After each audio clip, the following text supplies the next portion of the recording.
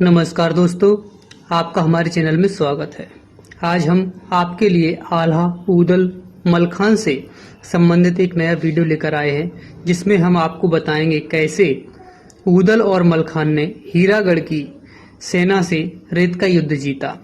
हीरागढ़ की रेती के मैदान में महोबा और हीरागढ़ दोनों ओर की सेनाएं आमने सामने थीं।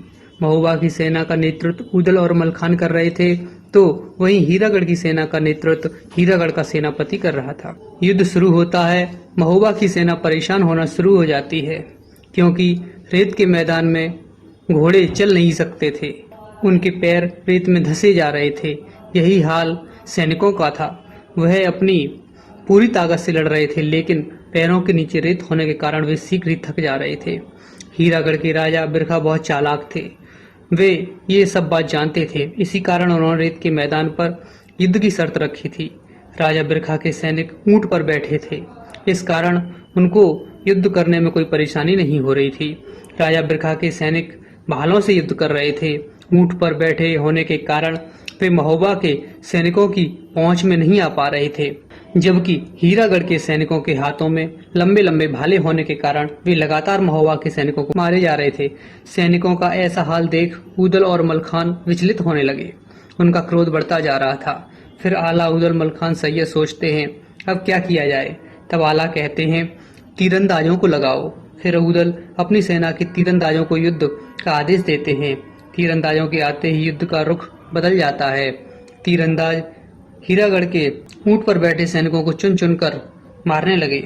एक समय जहां हीरागढ़ के सैनिक युद्ध जीत रहे थे, वहीं युद्ध महोबा की सेना जीतने लगी। इधर ऊदल और मलखान लगातार अपनी सेना का नेतृत्व बढ़ चढ़कर कर रहे थे। ऊदल और मलखान के आगे हीरागढ़ का कोई योद्धा टिक नहीं पा रहा था। हीरागढ़ का सेनापति ऊदल से भिड़ने आता है, लेकिन ऊदल तो ऊदल थे, उनके आगे वो कहाँ टिक पाता है। वह ऊदल से हार जाता है। ऊदल उसे बंदी बनाते इससे पहले ही वह पीठ दिखाकर युद्ध के मैदान से भाग जाता है। सेनापति के भागने पर बचे सैनिक भी भाग जाते हैं। इधर आला की सूझबूझ और ऊदल मलखान की वीरता और महोबा के तीरंदाजों के पराक्रम से महोबा की सेना युद्ध जीत जाती है। इसके साथ ही विवाह की पहली शर्त पूरी हो जाती है। इसके बाद आला राजा बिरखा को संदेश भेजते हैं कि आपकी पहली शर्त हमने पूरी कर दी है, हम रेती की लड़ाई जीत गए हैं। इधर राजा बिरखा अपनी सेना की हार से तिलमिला गए।